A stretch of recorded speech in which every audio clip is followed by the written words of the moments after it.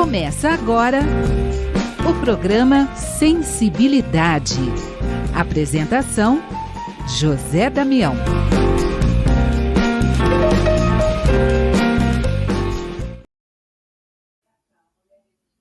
Alô, alô, alô, ao amigo ouvinte da Rede Boa Nova de Rádio, telespectador da TV Mundo Maior, você que nos acompanha no YouTube, Tatiana Benítez, gratidão, gratidão, gratidão. Hoje nós vamos até Campina Grande, na Paraíba, falar com Iris Nack. Iris Nack, ela que é pedagoga, mas daqui a pouquinho ela fala um pouco com a gente sobre isso. Iris, seja bem-vinda ao Rádio Boa Nova, TV Mundo Maior, ao YouTube Tatiana Benítez. Iris Nack, tudo bem contigo, Iris? Tudo bem, Damião, um prazer conversar com vocês, né? Um prazer falar também com os ouvintes, né, da sensibilidade. Vai ser um imenso prazer poder partilhar um pouquinho da minha vivência com todos. Espero que eu possa tocar alguém um pouquinho com o que eu vou trazer aqui, contribuir com vocês nessa gravação de hoje. Iris, conta primeiro para a gente. Vamos começar. Iris Nack por Iris Nack. Conta um pouco de você para a gente. Fala, Iris. Vamos lá. Eu sou natural de Campina Grande, do estado da Paraíba. Porém, brinco que fui um pouco nômade. Morei muitos anos em Salvador e depois em São Paulo. Retornei para Campina Grande aos meus 21 anos de idade, né? Porque eu desejava muito voltar para cursar pedagogia, porque sempre desejei muito ser professora, né? É um sonho desde pequena, desde criança, e aí ao retornar para Campina Grande, de fato, trabalhei em outras áreas antes de cursar pedagogia, mas cursei pedagogia, atuo na área da educação desde 2005, então já tenho uma estrada aí bem significativa. Trabalho hoje há 15 anos em uma mesma empresa de educação privada da minha cidade, com a educação infantil. E desde a pandemia também tenho um espaço de acompanhamento pedagógico no centro da nossa cidade, que atende crianças com dificuldades de aprendizagem. Uau, essa Iris Nack que vai estar conversando com a gente. E Iris, além então desse todo esse trabalho, porque vamos começar a conversar um pouco desse trabalho social que você também realiza aí com a distribuição de quentinhas. Conta para a gente. Vamos começando a conversar um pouco mais desse trabalho social que você realiza aí em Campina Grande, Iris. Vamos lá. Do mesmo jeito que o espaço que eu tenho hoje de aprendizagem surgiu pós-pandemia, surgiu um ano depois da pandemia, o trabalho social surgiu em meio à pandemia. Eu fui diagnosticada, e aí é onde começa toda a história. Em 2019, eu fui diagnosticada com fibromialgia. Passei uns bons anos sofrendo com muitas dores. Quem é portador de fibromialgia bem sabe como é ser acometido por essa condição, né, neuropática, porque é uma doença neuropática, na verdade. E desde 2015, depois do parto do meu filho, eu sofria com dores, achava que era algo pós-parto. Só 2019 veio o diagnóstico da fibromialgia.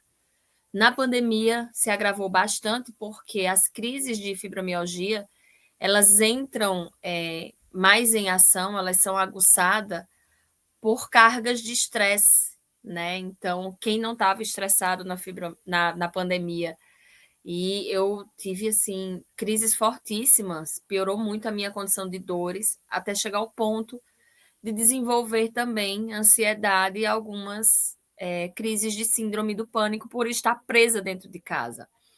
Eu nunca tinha passado tanto tempo presa, então eu não me via fora do trabalho, eu que convivo com gente o dia inteiro, com crianças.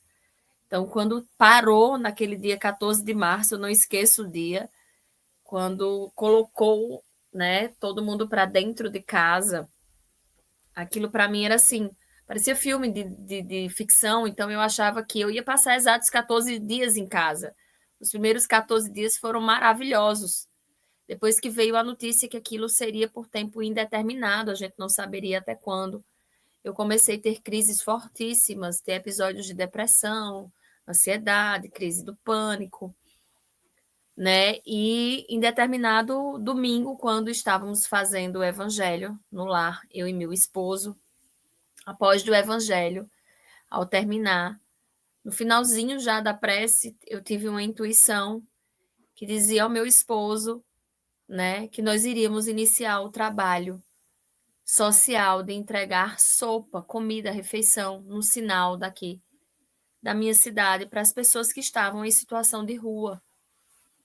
E quando terminou, meu esposo perguntou: "Você lembra o que você falou?" E eu não lembrava. Ele disse: "Olha, você falou que a gente vai entregar sopa", contou toda a situação. Eu disse: "Então vamos. Se, se é para fazer, então vamos fazer." Isso foi no domingo. Na sexta-feira eu comecei a ir atrás das coisas. Meu esposo, meu sogro achava que eu não ia levar. Não, eu achei que não ia, a gente não tem. Eu disse, não, vamos fazer. Foi dito que era para ser feito, então vamos fazer. A gente faz, mas a gente não tem caldeirão. Aí meu sogro disse, eu busco no sítio, mas não tem carne, compra. E compra o quê? Como é que faz? E aí, Damião, no sábado eu comecei logo cedo a preparar tudo da sopa. Deu exatas 15 quentinhas de sopa. Foi eu e meu esposo, eu até tenho essa foto, até veio recentemente como lembrança do Google Fotos para nós. E saímos eu e meu esposo, a gente parecia assim, os astronautas, né? De máscara, de face shield, de luva, só eu e ele dentro do carro. A gente abriu o vidro do carro bem pouquinho, só para passar a quentinha, com receio, com medo, né? Porque era o ápice da pandemia. Isso foi abril do ano de pandemia. A pandemia começou em março, a gente começou em abril, 20 de abril. Então, enquanto todo mundo estava se trancando, a gente estava saindo para distribuir refeição. E nós voltamos para casa, meu esposo voltou bem emocionado. Eu voltei chorando muito, porque não deu as 15 quentinhas. A gente entregou em 7 minutos. Parou o carro, em 7 minutos a gente já não tinha mais quentinha na mão e voltamos para casa. No sábado seguinte, a gente tentou o caldeirão, mais 2 panelas para aumentar as quentinhas. Conseguimos 20, depois 25. E aí ficamos meados de abril, maio. Eu disse, eu vou colocar no grupo da nossa família, né, para ver se alguém se dispõe a nos ajudar. Ninguém da família. Todo mundo achou bonito, aplaudiu, parabenizou a iniciativa, né? E a minha intenção era assim, que alguém ajudasse com a doação do alimento para que eu pudesse fazer mais. Porque as 25 também eram muito poucas. Não dava. Era insuficiente. Toda vez a gente voltava deixando alguém sem. E eu, ao invés de voltar feliz, eu sempre voltava triste, porque eu não tinha entregue para todo mundo, né? Então eu sempre voltava com aquela sensação de, poxa, eu podia ter feito mais, né? E quando foi em junho, finalzinho de maio para início de junho, eu disse, poxa, eu vou postar no meu stories do Instagram. Aí meu esposo fez, não faz isso não, vão achar que a gente está tentando se aparecer, enfim. Eu disse, eu vou postar, eu não estou. Eu sei da intenção do meu coração, eu vou postar para ver se alguém se dispõe a nos ajudar. Porque toda vez a gente voltar para casa e deixando pessoas que precisariam receber essa refeição sem receber. E aí eu postei.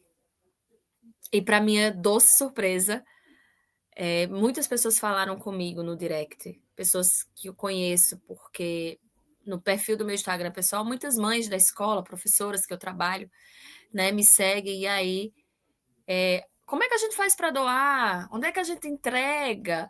É todo sábado? O que que você faz? E aí a gente começou a receber, eu comecei a receber muito direct. Na segunda-feira, em maio, eu já estava indo pela manhã até o meu espaço de trabalho, só eu e minha auxiliar. E aí, quando eu cheguei lá, uma professora disse: Tu pode me receber? Eu disse: Posso. E ela disse: Eu vim só para dizer para ti que a gente está à disposição para te ajudar. Eu, meu esposo e minha sogra. A gente vai te ajudar a fazer, a cozinhar. Tu disse como é que cozinha, que a gente faz. E Sabrina, que era uma outra professora, também quer fazer com o marido dela, e a cunhada e o cunhado. Então, no sábado seguinte, já éramos 8 casais no sábado, com 75 quentinhas. A gente saiu de 25 para 75 quentinhas entregues no centro da nossa cidade às pessoas em situação de rua no auge da pandemia. Então, a minha vida passou a ter outro sentido, né? Então, a gente pensava, a gente já chegava na quarta-feira, a gente já pensava o que tinha que comprar, o que estava faltando, quem poderia ajudar, quem ia contribuir, quem a gente poderia ligar, que sabia que poderia dar algum item que estava faltando. Então, a gente passou a não só fazer sopa, né? Porque marinheiros de primeira viagem, às vezes as sopas derramavam no carro e aí a gente passou a ter outras ideias. A gente fazia um sábado sopa, depois arroz de leite com calabresa, né?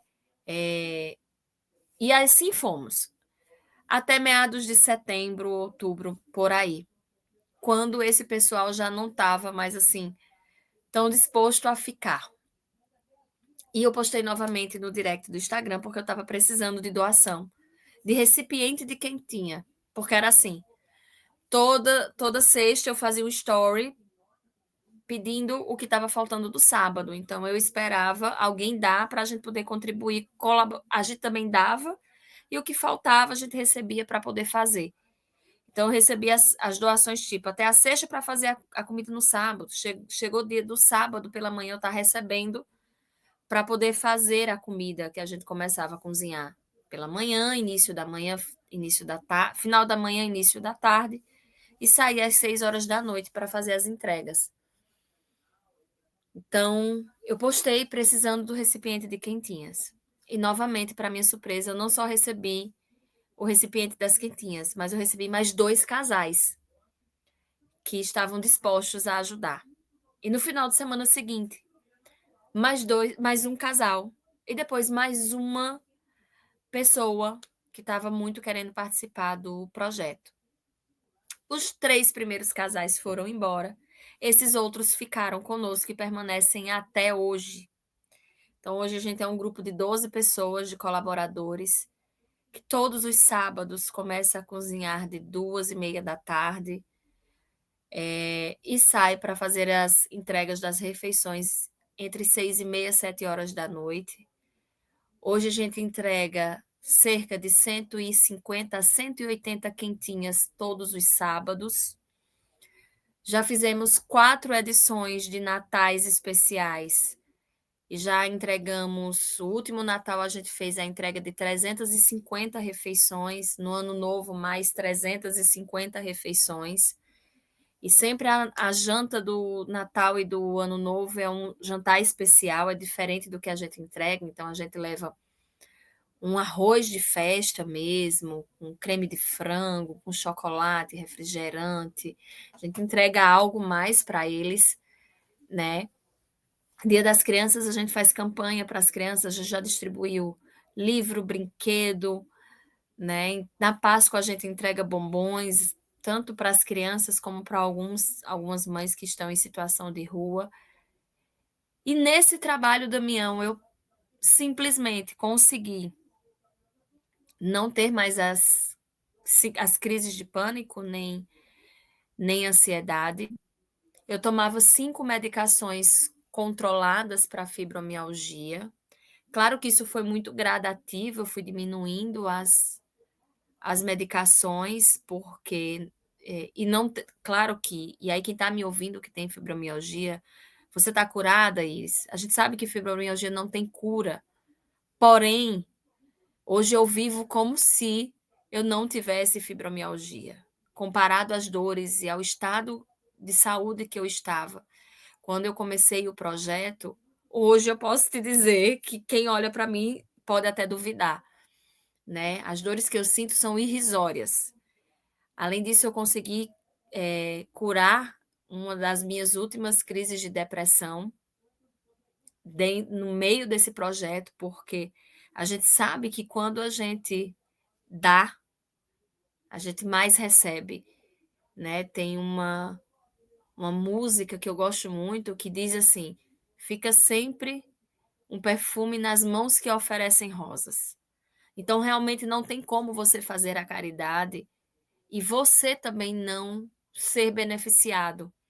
Claro que não é uma barganha que a gente faz com Deus, mas quando você se dedica efetivamente ao bem, ao próximo, e principalmente quando você se dedica de corpo e alma sem esperar nada em troca, quando você menos espera, existe a mudança no seu interior e na sua vida, né? Então, antes eu dizia muito com meu esposo que nós vivíamos muito sozinhos, a gente não tinha ciclo de amizade, então hoje a gente ganhou uma família. A gente diz muito, virou uma família espiritual. Hoje a gente se encontra todos os sábados, hoje a gente faz evangelho no lar todo domingo de forma remota. Uma vez por mês a gente se encontra para fazer o evangelho de forma presencial, né? A gente comemora os aniversários de todos do grupo, a gente já viajou juntos, né? Sem falar da vida de cada um que foi modificando ao longo desses 5 anos, vai fazer 5 anos agora, né? Fez 5 anos agora em abril, que nós estamos nesse trabalho. E quando a gente para sentar e para analisar e para discutir, estávamos dizendo exatamente isso no sábado passado, que quando a gente pensou que deu, a gente mais que recebeu, né? A gente recebeu maturidade espiritual, a gente recebeu eu recebi uma condição de saúde que antes eu nem pensava, não imaginava ter, né? A gente vê hoje a vida de uma forma totalmente diferente. A gente encara as relações de uma forma mais benevolente, porque você servir a quem está na rua, se drogando, naquela situação, sem julgar, é um exercício muito grande de aprendizado do não julgamento, da verdadeira benevolência, da indulgência, de você saber dizer assim, olha, eu vou dar para aquela pessoa, né, uma refeição que vai socorrer uma necessidade momentânea, mas eu não posso esperar nada dela em troca. Eu não posso dizer, eu vou te dar essa refeição, em troca você sai da rua, você não se droga, né? Então, a gente conversa muito com os voluntariados que a gente está indo socorrer, né? E não converter, porque o Cristo, na verdade, naquele momento ele não quis a nossa conversão. Ele queria nos tocar, né? E aí sim, quando você toca, claro que a gente tem histórias de alguns deles, né? Recentemente meu esposo foi fazer uma reforma lá no nosso espaço e o pedreiro tinha sido uma pessoa que a gente já tinha servido nas ruas e hoje ele está fora da rua, ele está morando numa casa, ele trabalha, né? Claro que tem histórias como essa que a gente pode ficar feliz, que a gente acendeu uma lanterninha, uma luzinha. A gente sempre fala. O nome do grupo é Centelhas do Cristo, que foi um livro quando eu estava no MIEP, que é o Encontro de Espíritas Paraibanos aqui na nossa cidade. Foi um livro que eu comprei e que me tocou muito em uma das palestras que falava sobre o trabalho social dentro de uma penitenciária. E um ano depois, quando eu estava justamente fazendo essa prece, em uma das minhas crises de pânico, foi a mensagem que eu abri, foi desse livro, que era A Fé e o Trabalho. E eu não me esqueço dessa mensagem nunca. E falava exatamente disso, que quando você trabalha no bem, a sua fé ela é renovada, ela é fortificada. E o teu laço entre você e a espiritualidade, você e Deus aumenta, e não tem como você não conseguir transpor as montanhas difíceis da sua vida.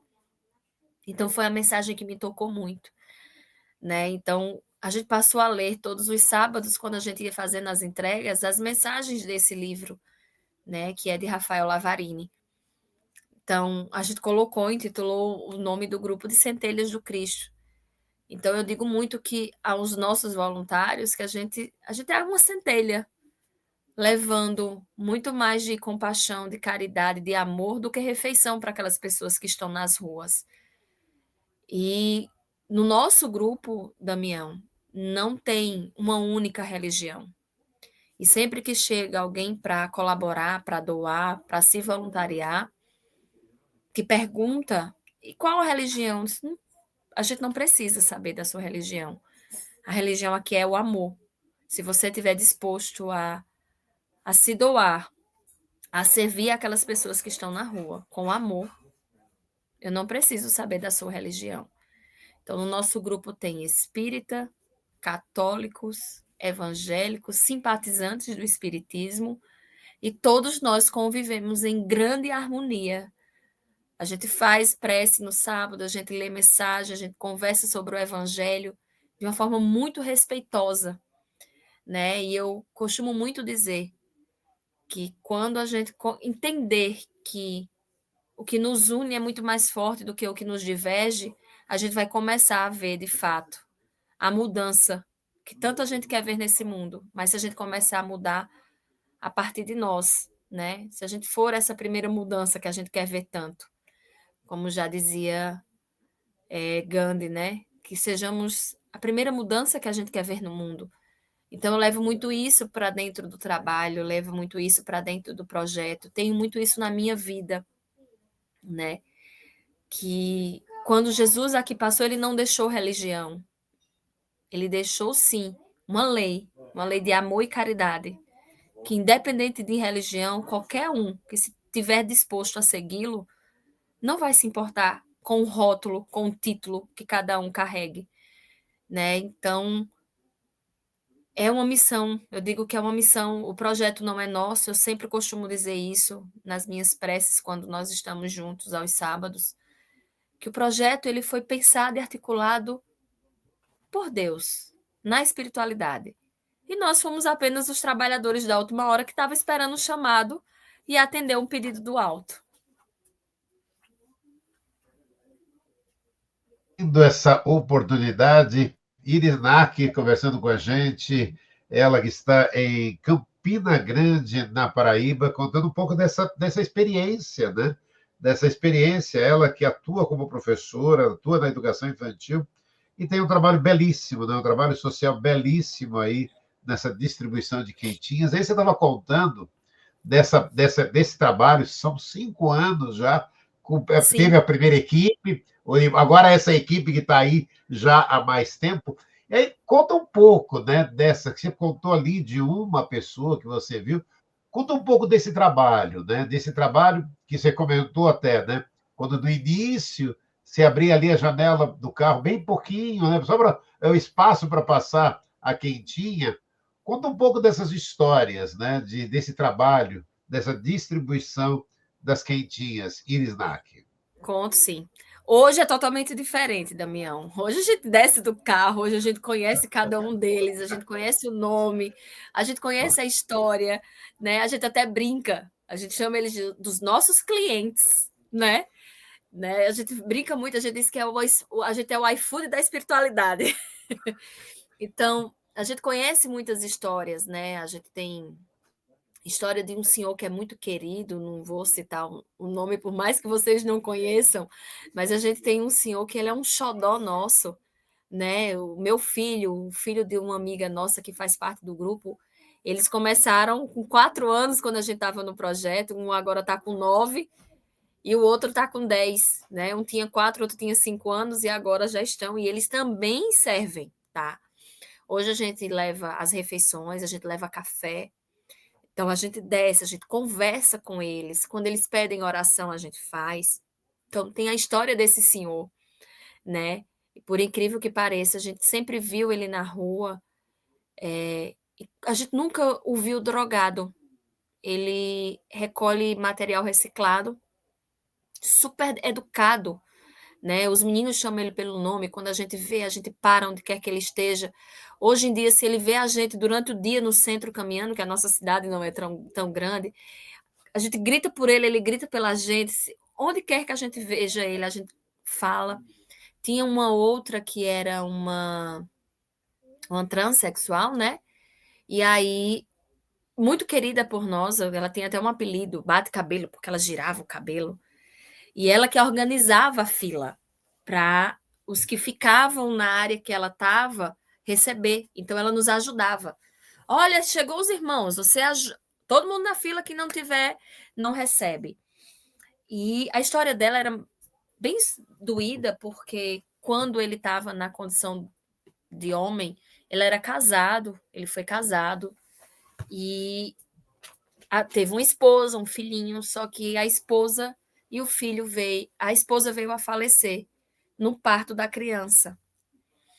E aí ele surtou, se desorganizou com o falecimento dessa esposa, passou a beber muito, a se drogar, perdeu a guarda da criança. E quando ele perdeu a guarda da criança, ele foi parar nas ruas. Ao chegar nas ruas, ele teve que se prostituir, né, e se travestir de mulher. Teve um nome, né, fictício de mulher, então, mas era uma pessoa assim, conosco, super gentil, educada. E no início desse ano ele veio a desencarnar. Impressionante quando a gente chegou que procurou por ela e ela não estava e nos deram a notícia. Todos nós ficamos muito tristes. A gente terminou o sábado da entrega assim, muito sentido, porque ela já fazia parte dos nossos sábados há quase 5 anos, porque o projeto fez 5 em abril e ela faleceu no comecinho desse ano. Então, isso mexeu muito conosco, porque, como eu te falei, hoje a gente conhece a história de cada um deles, né? Tem crianças de um local que fica no centro da feira central da nossa cidade, e são crianças filhas das profissionais, né, da vida. E teve criança que, quando a gente começou a entregar, quem tinha nesse local tinha 2 anos, agora tem 7. Algumas tinham 5, hoje estão mocinhas, né?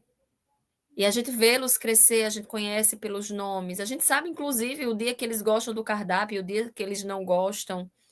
Eles já sabem as datas comemorativas, quando a gente leva chocolate, quando é Natal, e ainda cobram. Vai ser Natal, né, tia? Vai ter alguma coisa? Dia da criança, o que é que vai ter? Né? Então, a gente tem um vínculo com todos eles hoje muito grande. Por isso que eu te falei que é uma mudança em nós muito grande nesse sentido. É de você realmente trabalhar em você a tão falada indulgência que existe no Evangelho, né? A benevolência, a caridade, não só a material, mas a caridade espiritual, que às vezes a gente vai dar a refeição, mas eles estão loucos para falar algo e a gente precisa dar ouvido, a gente precisa ouvir. Quando eles estão angustiados com alguma coisa, quando eles pedem uma prece, ter a paciência de entregar para aquele que está muito bêbado ou muito drogado, né? Então, hoje é totalmente diferente do que naquele comecinho que a gente entregava com medo, a gente não descia do carro, a gente tinha medo deles, né? A gente tinha medo do que eles poderiam vir a fazer e hoje não, pelo contrário. Hoje a gente não tem medo nenhum, hoje a gente desce em locais e é impressionante que tem um local que é muita, muita droga mesmo, e quando a gente desce do carro, que a gente vai perto deles mesmo, eles apagam imediatamente o que quer que eles estejam usando, né? E a gente vê ali uma relação de respeito. Eles nunca nos faltaram com respeito, pelo contrário, sempre nos trataram muito bem. E algo que fica de ensino, sabe, Damião, para todos nós que convivem com eles, é a gratidão que eles têm, mesmo estando nas ruas. O sorriso estampado no rosto, muitas vezes quando a gente entrega. Tinha uma senhora, a gente nunca mais a viu, porque também tem disso, né? A gente acaba que a vida deles é muito vulnerável, a estimativa de vida deles também são muito pequenas. E tinha uma senhora que eu dizia para o meu esposo, eu disse, meu Deus, o vai com Deus dela para mim é como se me enchesse de energia, porque era um vai com Deus, de uma energia sem igual. Né? Ela olhava assim, dizia, vão com Deus. E eu dizia ao meu esposo, pronto, pagou todo o meu trabalho do sábado. Esse vai com Deus é tudo. Então, a gratidão com que eles nos recebem, com que eles respondem, né? E mesmo estando naquela situação de vulnerabilidade, todos eles, ao receberem, eles agradecem não só a gente, eles agradecem a Deus. Teve uma situação, uma história, e eu me emociono muito a contar. Nós estávamos com algumas quentinhas sobrando nesse dia, que a gente fez bastante. E resolvemos dar uma volta pelo mesmo local. E aí vinha um senhor com uma carroça. Não era de rua ele vinha com a carroça carregando algo que ele estava fazendo algum serviço à noite. E aí eu disse, vamos perguntar a ele. Meu senhor, mas ele não é de rua. Eu disse, mas pergunte, ele está catando coisa de reciclável, pergunta. E a gente nunca diz assim, olha, uma refeição, a gente sempre pergunta, você aceita, né? Boa noite, você aceita uma refeição? Ele se ajoelhou no chão e disse, poxa, eu saí de casa para catar esse reciclável para poder vender, porque eu deixei minha família em casa sem ter o que comer. Eu tirei o mato, aqui, quem é do Nordeste, né, chama capim, sei lá o que, de mato quando nasce na calçada para tirar. Eu tirei uns matos, fiz uns serviços ali numas casas e ganhei, mas está tudo cru e eu não tenho nem fogão para cozinhar hoje à noite. E aí a gente perguntou quantas pessoas tinha na família dele. Quantas pessoas são na sua família?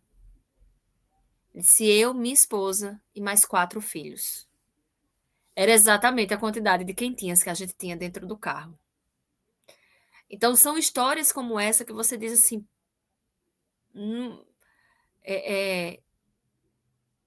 tá ali, né? Por merecimento quem tinha que receber essa refeição. E é impressionante que a gente coloca a mesma quantidade de alimento no fogo todos os sábados.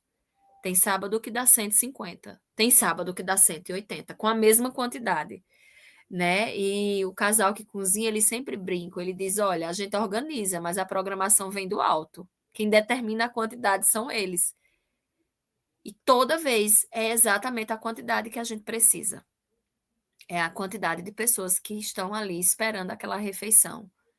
Então, são histórias, assim, inúmeras. Essas são algumas que eu lembro, né, e que me tocou muito, mas meu esposo tem outras que tocaram, e cada um membro que for contando, que pudesse contar aqui para você, né, contaria de uma forma.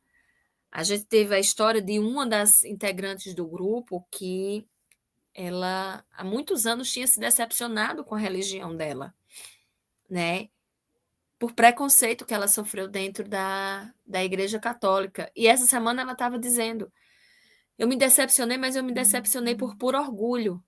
E o projeto fez eu me reaproximar da minha religião, né? E em abril desse ano, a gente teve o prazer de participar. Ela ia casar escondida com o esposo, porque essa foi a grande mágoa dela há muitos anos atrás, há mais de 22 anos atrás, dentro da religião dela. Então, ela ia casar agora recentemente, só ela, o esposo, a filha. Nós descobrimos a data e nós fizemos, da forma mais simples, que o casamento dela fosse algo especial. Então, veja como eu te falei, não são só aqueles que estão nas ruas que teve a sua vida tocada, modificada por algo. Nós que participamos, nós que somos os voluntários, também temos, assim, história que nos tocaram, né? A gente tem um dos voluntários, ele era alcoólatra e ele está conosco há 3 anos, um pouquinho mais de 3. Quando ele estava saindo do alcoolismo, a esposa dele me conhece há muitos anos, e aí ela sempre falava do projeto para ele, e num sábado que ele estava muito agoniado em casa, ele se voluntariou para vir para o projeto. E desde então ele nunca deixou e nem voltou a beber. E é uma mudança, assim, grande na vida dele. Então, são muitas histórias, Damião. Eu acredito que é o poder da espiritualidade mesmo, sabe? É o poder da fé. Eu acredito que é muito isso. Quando você começa a entender a mensagem do Cristo, quando você começa a entender que ter fé e que colocar a lei de amor em prática, não é que a gente não vá ter problemas, não é que sua vida não vá passar por atribulações, não é que você vai ficar intocável, mas você passa a enxergar as coisas com um olhar mais maduro, com mais sabedoria, com muito mais discernimento, né? Orson sabe disso, né? E eu sei que foi ele que andou conversando com você. E quando eu conversei com ele, em fevereiro, quando nos conhecemos aqui no Encontro Espírita Paraibano, o ano passado eu descobri que estava com uma infecção que, por fim, veio a ser um câncer localizado no colo do útero. Não era um câncer invasivo, mas já era um câncer, né, local, um carcinoma local. E eu precisei fazer 2 cirurgias num curto período de tempo. Fiz uma no final de agosto, fiz outra no meio de outubro, e precisei fazer a retirada total do meu útero. E eu digo a você, se eu tivesse tido essa notícia há 5 anos atrás, a Íris de 5 anos atrás tinha se desestabilizado totalmente, se desorganizado completamente. A Íris que recebeu a notícia o ano passado chorou, claro, chorei. Uma tarde, né? Chorei uma tarde inteira, porque não é fácil você receber uma notícia dessa quando você tem um filho de 9 anos, né? Porque é logo em quem a gente pensa. E a palavra já assusta, né? Por mais que diga que não é um câncer invasivo, que eu fazendo a cirurgia era quase que 100% de chance de cura, né? Era cura, na verdade, assertiva, mas eu chorei uma tarde inteira. E aí, depois dessa tarde, que eu conversei muito com Deus, eu disse, espera aí, por que eu estou chorando? Eu tenho condição de fazer os exames, eu tenho condição de fazer a cirurgia, se preciso, eu tenho condição do tratamento, meu esposo ficou totalmente do meu lado, eu tinha minha família carnal, eu tinha minha família espiritual que estava me dando todo o apoio necessário, e por que eu ia me desesperar? Além de tudo, eu tinha Deus, eu tinha a minha fé ao meu lado, né? Então, eu chorei aquela única tarde. E fiz as 2 cirurgias, tive uma recuperação assim. Todo mundo achava que eu ia entrar em crise da fibromialgia de novo, por causa das cargas de estresse, né? A médica teve todo cuidado com medicação. E na segunda cirurgia, que era para eu passar 60 dias em casa de repouso, eu consegui voltar ativa, voltar a trabalhar com exatos 30 dias, né? E realmente consegui, fiz a retirada total do útero, mas eu curada. Eu não precisei fazer radioterapia, não precisei fazer quimioterapia, não precisei fazer mais nada. Unicamente as cirurgias. E eu te digo que a Íris que encarou todo esse processo, ela é fruto dessa Íris que viu durante esses 5 anos aquelas pessoas que estão lá na rua não se reclamar de nada. Não se reclamar do frio, não se reclamar da fome, não se reclamar da sede. E quando recebe uma simples quentinha de refeição, a primeira coisa que faz é abrir a boca para dizer obrigada, muito obrigada, meu Deus. Graças a Deus, vão com Deus. Então, como diz o meu esposo, é uma frase que ele diz muito, a gente aprende a olhar para baixo. Né? E esse olhar para baixo que ele diz é assim, olhar para baixo e ver que tem pessoas que estavam em situações, que estão em situações muito mais difíceis do que a gente. E muitas vezes a gente, na situação confortável que a gente tem, que, por exemplo, hoje na minha cidade está muito frio, mas eu estou dentro de casa, eu tenho um teto, eu já me alimentei mais de 3 vezes hoje no dia, eu tenho minha cama quentinha, eu tenho meu cobertor, assim como muitos que estão nos ouvindo têm. Mas muitas vezes, o que é que a gente faz durante o dia? Reclamar, quando uma simples coisa não sai do jeito que a gente quis, que a gente desejou. Então, quando a gente sai para o meio da rua, para além das paredes do centro religioso que a gente frequenta, e vai, de fato, fazer como Jesus fez, encontrar, né, os pobres e os estrupiados, os fracos e os oprimidos, a gente entende o que ele quis dizer há muitos anos atrás. A gente entende, de fato, essa lei de amor que ele tanto fala e fala até hoje.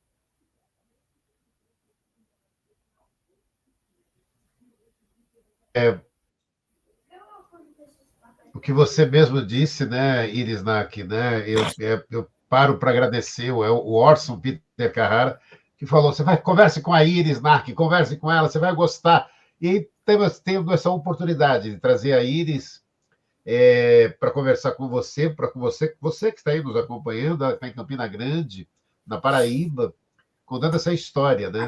Desse trabalho que é realizado lá em Campina Grande, trazendo toda essa emoção para você que nos acompanha aqui no Sensibilidade. Iris, está terminando o programa Sensibilidade, mas eu ainda deixo espaço para a sua mensagem, para aquele que nos acompanhou aqui no programa Sensibilidade, na Rádio Boa Nova, na TV Mundo Maior, no YouTube Tatiana Benítez. Iris Nack. A mensagem que eu deixo, e me tocou quando eu vi a vinheta do seu programa, né? Sensibilidade. Eu acho que com tudo isso que eu falei é que sejamos mais sensíveis ao nosso próximo, à dor do outro. Não precisa estar na rua, não precisa estar passando fome. Às vezes, uma pessoa que mais precisa de você está do seu lado, dentro do seu próprio lar, e você nunca parou para ouvi-lo, para acolhê-lo, né? Porque muitas vezes a gente escuta, mas a gente não ouve. A gente olha, mas a gente não enxerga a necessidade de quem está ao nosso lado. Então, que a gente seja mais sensível ao chamado do Cristo, que a gente seja mais sensível à mensagem do Evangelho, que a gente olhe um pouquinho mais para baixo e veja o quão agraciado nós somos todos os dias, né? E quão simples é você fazer um pouquinho, um gesto por alguém, né? Ninguém é tão pobre que não possa dar algo na sua vida. Então, você tem com certeza algo para você dar. Seja seu ombro, seja seu ouvido, a sua mão amiga, seja um prato de refeição, seja uma roupa, um agasalho, né? E aí eu vou fechar com uma frase de uma grande amiga minha, né?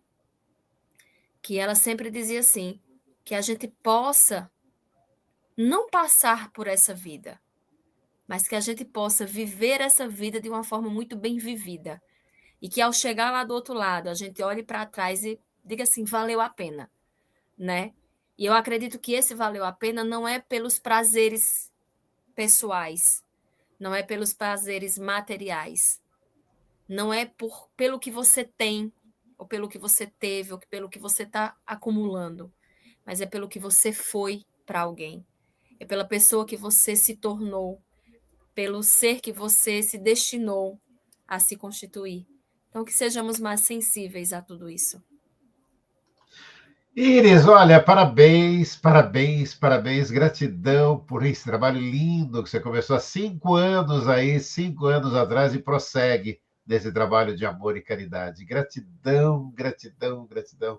Obrigado, Iris, obrigado a você, seu filho, seu esposo, obrigado por essa oportunidade aqui com a gente. Gratidão, viu, Iris? Eu que agradeço muito, imensamente. Muito obrigada pelo convite. Foi um imenso prazer.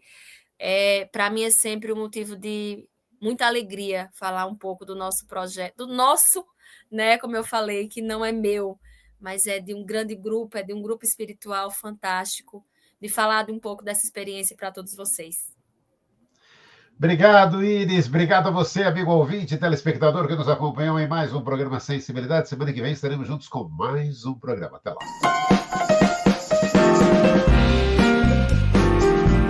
Você ouviu o programa Sensibilidade.